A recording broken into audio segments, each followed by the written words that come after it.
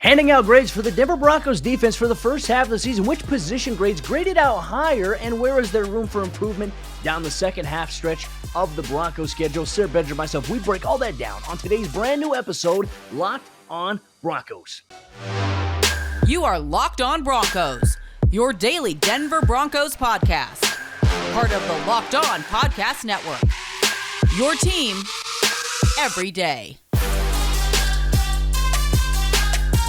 What's up, Broncos country? Welcome back into a brand new episode of Locked on Broncos. We're going through defensive grades here on today's episode of the show. Locked on Broncos is your daily Denver Broncos podcast here on the Locked on NFL Network, your team every day from the south stands to the end zone. I'm your host, as always, Cody Roark, joined alongside by co-host Sayre Bedinger. Both of us cover the Denver Broncos for the Locked on NFL Network and 9 News. Sayre, how you doing today, my friend? Doing great, Cody. Doing awesome. It's perfect weather outside. I love fall weather, man. This is the best. So if the Broncos aren't going to be playing, at least we have, nice cool air outside. We got basketball going on. I know we got a big matchup on Friday between both of our teams. So things are still good even when the Broncos are on the bye. Well, if you're a Broncos fan, you love the Denver Nuggets, check out Locked on Nuggets here on the Locked on NBA Network. And if you're a Bulls fan like Sayre, check out the Locked on Bulls podcast as well. But ladies and gentlemen, thank you so much for tuning into today's episode of Locked on Broncos. Thank you for making it your first listen of the day. Every single day, you can get this podcast free and available everywhere you get your podcast. Not to mention, you can watch us on YouTube. Hit that subscribe button, turn on notifications so you never miss out on all the news, action, coverage, and analysis of all things orange and blue. But Sayre, my friend, yesterday we did offensive grades, position by position for the Broncos offense. A lot of good feedback, I think, from Broncos country. And I think that the majority consensus said that our grades were fair for the most part. And that's what we always kind of hope to be, right? And I know that the Broncos sitting at 5-5, the way that they lost against Philadelphia has left a sour taste in Broncos fans' mouths.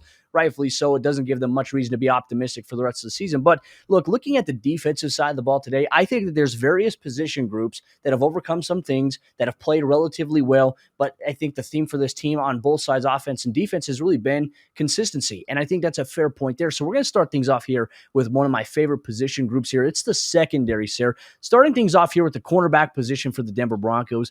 Sayre, I'm going to give them a B+. I think that the reason why I've been very pleased with Patrick Surtain, who rose up very quickly.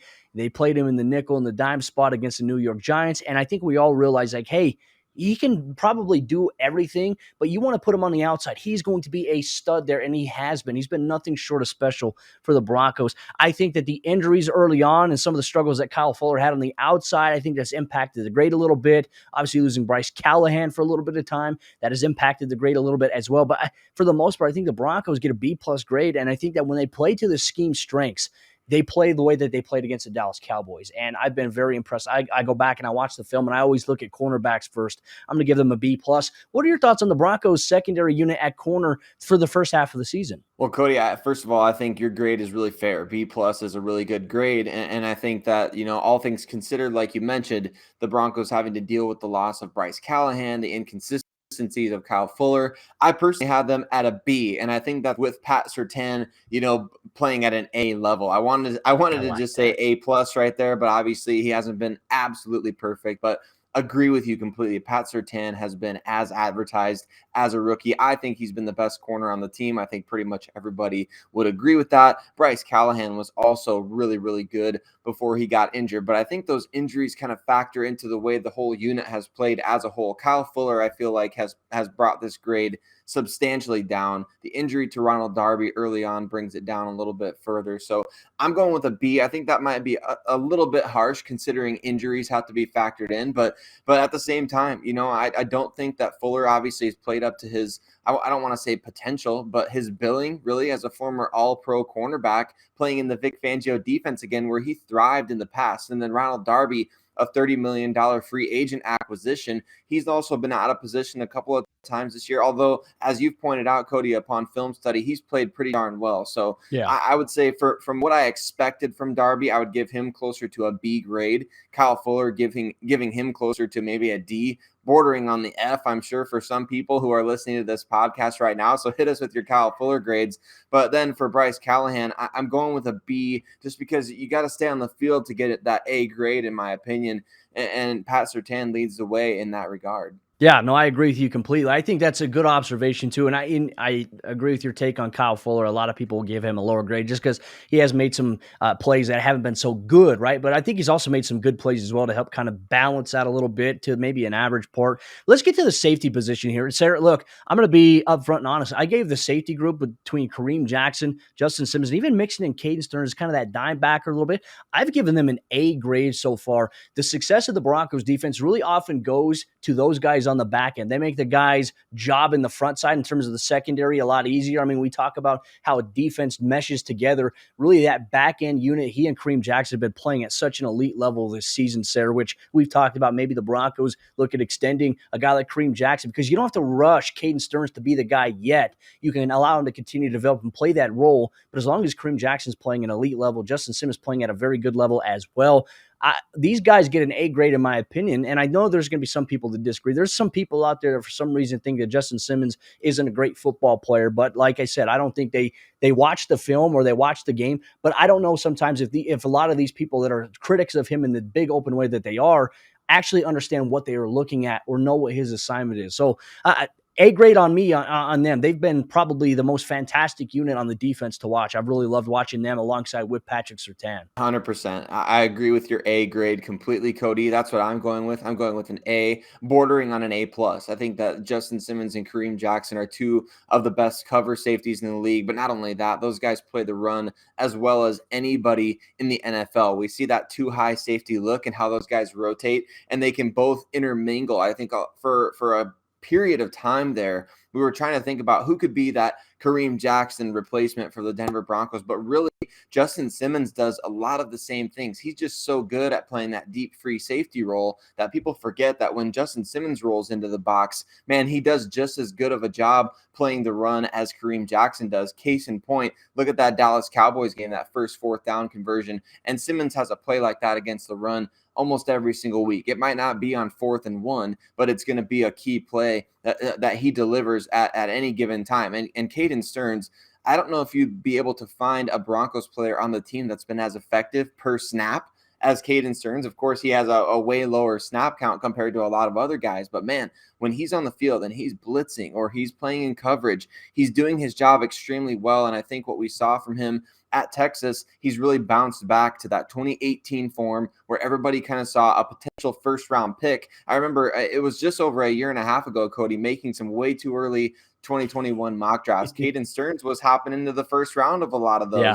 So, and I won't forget that kind of stuff because I'm part of that. I'm in that. So definitely he's been a steal for the Broncos. And I think as a safety unit overall, he's brought the level of that unit up. And I can't wait to see Jamar Johnson get a chance to play at some point as well. So, but for now, an A, bordering on A plus grade for the safety group, in my opinion. Boom! I like it. You know what else I like, Sarah? I like the Get Upside app because I never have to pay full price at the gas pump. And they're the sponsor of today's episode, Locked On Broncos. And ladies and gentlemen, like I said, with the rise of gas prices consistently throughout our country, Get Upside allows you to make money back every single time that you fill up your gas tank. And you can make up to 25 cents per gallon cash back every single time that you fill up by using the Get Upside app, which is available and free to download in the Google Play Store or the Apple App Store. And if you drive as much as me, you can make up to maybe $200 to $300 a month in cash back alone. And if you use promo code Touchdown today on your first tank fill up, ladies and gentlemen, with the Get Upside app, they're going to give you an additional 25 cents per gallon cash back today. That is 50 cents per gallon cash back on your first fill up with the Get Upside app. So check it out today. They make it really easy for you to cash out as well. You can connect your bank account, PayPal. You can connect to Amazon to get gift cards or other brands. They make it easy. They make it fun. And you never have to pay full price at the gas pump ever again with the Get Upside app. Open up the second half action. Today's episode, Locked On Broncos. Just a reminder, Broncos country, just thank you so much for making Locked On Broncos your first listen of the day, tuning in to both Sayre and myself to talk about the Denver Broncos, through the good, the bad, the wins, the losses, and everything in between. We have you covered all year long for the team that you root for on Sundays. Sayre, going through our Broncos defensive grades here for the first half of the season. We talked about the secondary. Now we talk about linebackers. We're talking about the inside guys. We're talking about the outside guys.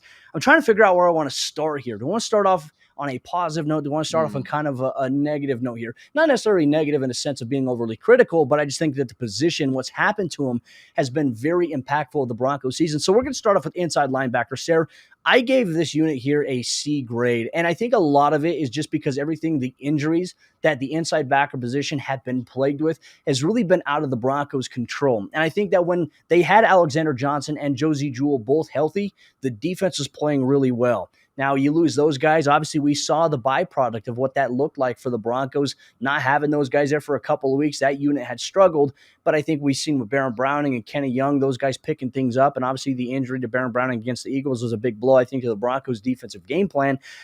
We haven't quite seen what this unit can do yet. So for me, I don't think I can give them a high grade. I could give players like Kenny Young so far and what we've seen for Baron Browning, I'm excited about them, but we don't have enough data yet to really give this position unit a definitive grade. So I'm going to give them a C grade here just because it's been impacted by so many variables outside of the Broncos' control. Now, if you play Madden, Sarah, I know you don't play Madden. I know you don't like that game, but for those that play Madden, when you look at the depth chart, you look at the roster, they actually give you grades based on position. I think that right now where the Broncos would be at, if I pulled it up, Madden, it would be a C at inside linebacker because of the injuries alone.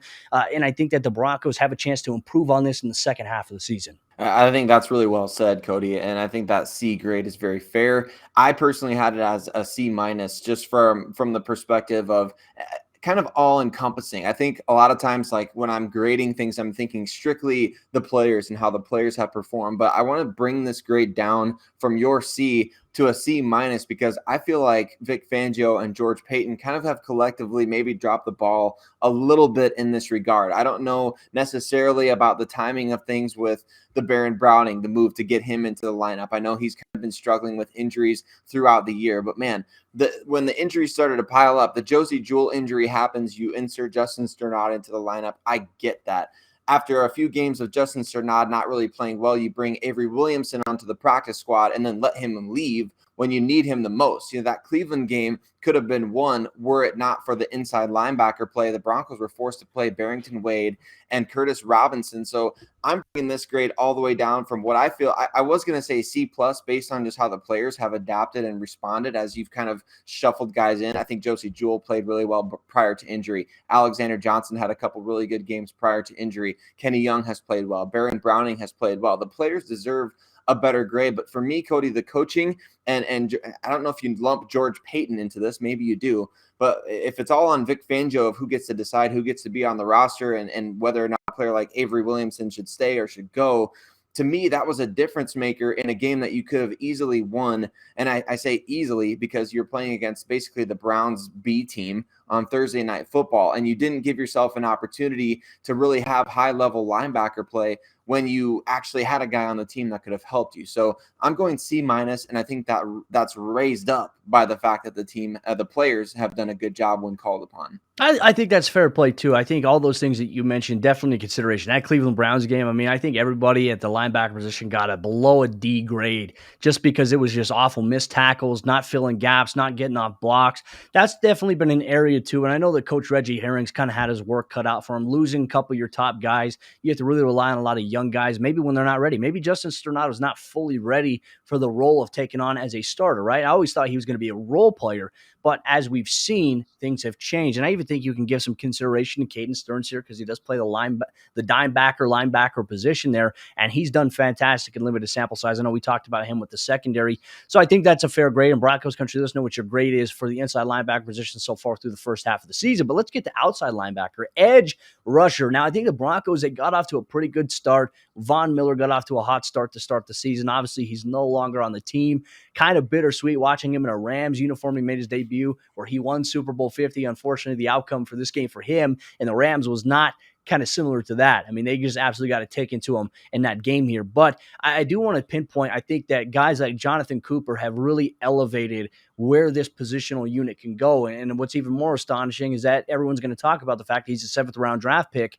and how he plays. Not saying he's Von Miller's replacement, but man, I tell you what, George Paton's got a good one here with him. And he was the one player against the Philadelphia Eagles, Sarah, that really stood out to me, consistently keeping contained and making plays on the outside. Jonathan Cooper has been nothing short of fantastic here for the Broncos. But I will say here, my overall grade, I'm going to give them a B grade here for the Broncos. And the reason I say that, when you factor in Vaughn leaving, everything else through the first half of the season, the outside backer position has been pretty decent. We talk about pass rush and pressure and quarterback hits. That's gotten there for the Broncos. We're not seeing a lot of that come home yet. I'm going to give them a B grade, but I still think that there's guys like Malik Reed, I think, who could play better in certain situations. I think there's a couple of times he's lost contained, but for the most part, I've been impressed with Malik Reed as well. There's just a couple of times where the Broncos edge guys have lost contained. I think a B grade at this point is about the best grade I can give them. I agree with you. I was going to say B as well, Cody, for me. And that's even with all these shuffling moving parts. I think Jonathan Cooper brings that grade way up. The fact that he's played so well coming in relief of whether it's Bradley Chubb or Von Miller or Malik Reed, even, who missed a game with injury. I think that he's done a tremendous job stepping in and outplaying his draft status. He looks like somebody that, let's cross our fingers on this one, knock on wood, whatever you do, that let's hope that he's somebody that the Broncos can continue to build around moving forward. Maybe Jonathan Cooper saves you a first round pick at the edge position. Maybe he doesn't. Who knows? We'll see. We'll see when Bradley Chubb comes back, how he looks and how that changes things. But man, the injury to Bradley Chubb obviously impacts the grade for this overall unit. We really,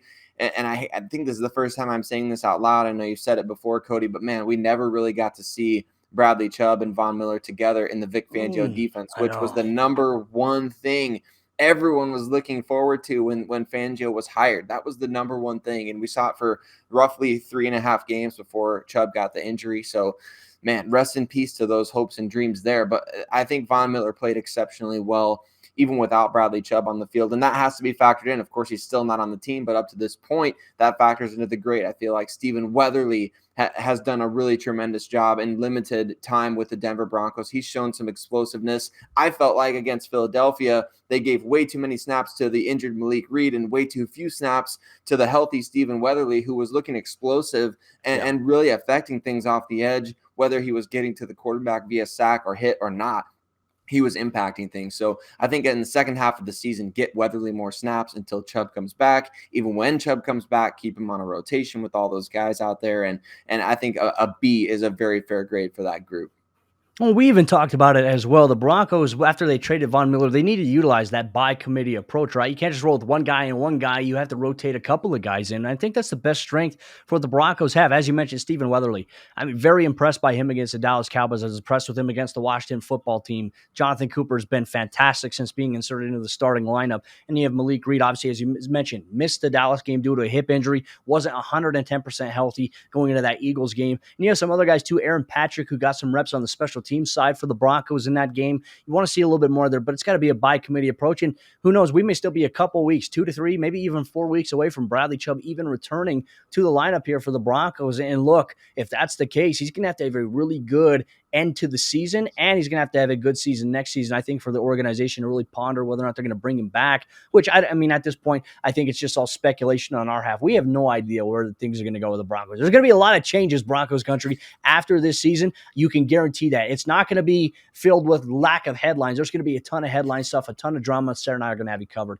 every single day. But ladies and gentlemen, coming up here in just a moment, we're going to get to our final position group here of the day on our Broncos first half defensive grades. We're going to talk about the interior defensive lineman, but before we do that, let me tell you about betonline.ag, the other sponsor of today's episode of the show. They have a brand new website that's better than ever before with a new updated interface that makes it easier for users to find the latest odds, props, and contest information at betonline.ag. They remain the number one spot, the number one source for all things pro basketball and pro football. They also have connections to all the other sports that you love every single day or even on the weekend. So you can head to the website right now or use your mobile device to sign up at betonline.ag. And when you sign up for the first time ever, if it's your first time signing up, use promo code LOCKEDON. You're going to get a 50% welcome bonus on your first deposit with betonline.ag. Once again, promo code LOCKEDON gets you that today. From basketball, football, baseball, UFC, and MMA action right to your favorite Vegas casino games. Don't wait to head over to betonline.ag to see all the amazing offers they have for the 2021 season. BetOnline is the fastest and easiest way to bet on all your sports action. BetOnline, where the game starts. All right, Sarah, jumping to the fourth quarter action. Today's episode, Lockdown Broncos. Ladies and gentlemen, just a reminder, you can get this podcast on Apple Podcasts, Google Podcasts, Spotify, or the Odyssey app. Not to mention, you can watch us on YouTube. Make sure you hit that subscribe button, turn on notifications so you never miss out on a day's worth of Denver Broncos news, content, and coverage. You can also follow us on social media. You can interact with us there, or even in the comment section here on YouTube. But Sarah, continuing on here, let's talk about the interior defensive line here for the Broncos. This might be the one position group. We had the inside linebackers. I gave them a C grade. The next lowest grade I think that I've given out is probably on the interior defensive line. And I think it may be skewed a little bit, right? Because I think that when we look at the Broncos in the first half of the season, some of the areas where they've struggled against the run, it's been inconsistent, right? And I think guys like Dre'Mont Jones, I would give Dre'Mont Jones consistently probably an A grade. If you watch him, if you go back and watch him on tape, he's been a standout. But I think that the Broncos have struggled with consistency with Shelby Harris, with Mike Purcell at times, Deshaun Williams, whoever else has been giving a Shamar Stephen. There's been times where inconsistency has been a little bit of an issue. Now, I think still, even though Shelby's had some inconsistent games, Shelby's still been one of the best defensive linemen for the Broncos. I mean, we talk about needing a game-breaking pass breakup. I mean, he's been able to do that multiple times this year. He's been able to pressure and get to the quarterback. He's had a couple of times he's had a quarterback wrapped up, but they've scrambled out. That happened against Jalen Hurts. That happened against Dak Prescott. I've been impressed with Shelby, but I still think that there's this consistency element that is missing, I think, from the Broncos' interior defensive line. So they get a C+, in my opinion, for this grade. I think that's fair, Cody. I was going to say C. I think you're right. Dre'Mont Jones has been the stud on this defensive line. Shelby Harris, he signs the big money contract in free agency to come back, and then it hasn't necessarily been exactly what everyone kind of assumed. Just a sack every game and a pass batted at the line of scrimmage every game, and that's unfair to expect from Shelby Harris. But he does a good job. Like you said, I'd say he's been solid thus far this season. Goals. Yeah. Blocked field. Yeah, he's done a really good job, and he's done his stuff. So, but like you said, I mean, Shamar Stephen, Deshaun Williams, even our preseason or training camp, breakout player potential candidate, McTelvin Agim. I mean, where's he been at? I mean, he's made a couple plays when he's been out there, but man, you would love to see a little bit more from this unit, I think, in terms of like the consistency that you mentioned, especially against the run. The Broncos have had a couple of real clunkers against the run, and you brought it up before, Cody. Mike Purcell has kind of been the unfortunate common denominator in those games, and specifically in recent games. We talked about this yesterday. The Broncos gave up over 180 rushing yards to the Cleveland Browns. They gave up over 200 rushing yards to the Philadelphia Eagles. Mike Purcell played in both those games. He was injured against Cleveland, missed 2 games, and when he was out, I mean, the Cowboys and Washington football team did not have success running the ball against the Broncos. So I'm not saying that Mike Purcell is the reason why the Broncos' run defense has been struggling of late,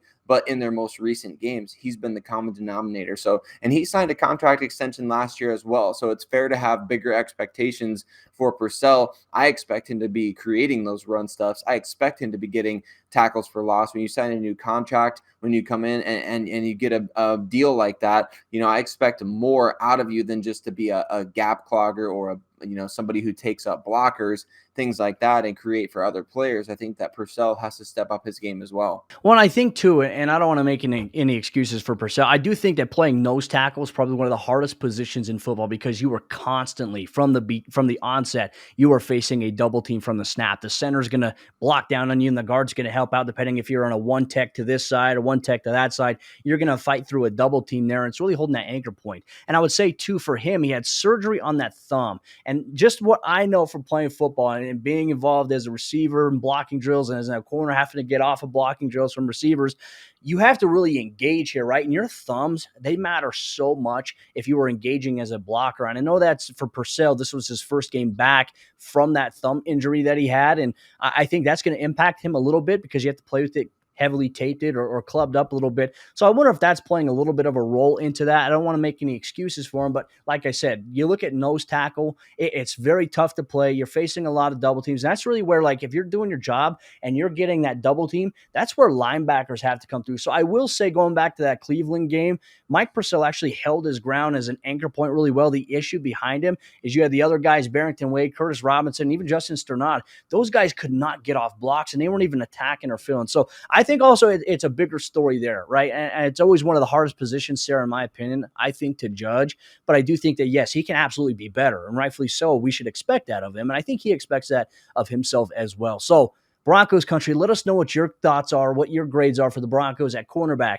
safety, inside linebacker, edge, and interior defensive line. Let us know in the comment section down below. Let us know on Twitter at CodyRoarkNFL, at Lockdown Broncos, at Sayre Bedinger. We can't wait to interact with you on social media furthermore. And thank you so much for tuning in to today's episode, Lockdown Broncos, making it your first listener today for your second. Let's go check out my guys, Adam Mares and Matt Moore of the Locked On Nuggets podcast, so you can stay in the loop with all the pick and roll action as the Denver Nuggets prepare to take on the Philadelphia 76ers. Jokic versus Embiid. He's going to finally put it to rest that he is the better player of the two, the MVP. That is Nikola Jokic. You get there on the Locked On Nuggets podcast. Sayre Bedinger, myself, we're going to be back tomorrow with a brand new episode, Locked On Broncos, about the players that have surprised us the most on offense, defense, and special teams through the first half of the season. You get that and much more in tomorrow's episode, Locked On Broncos.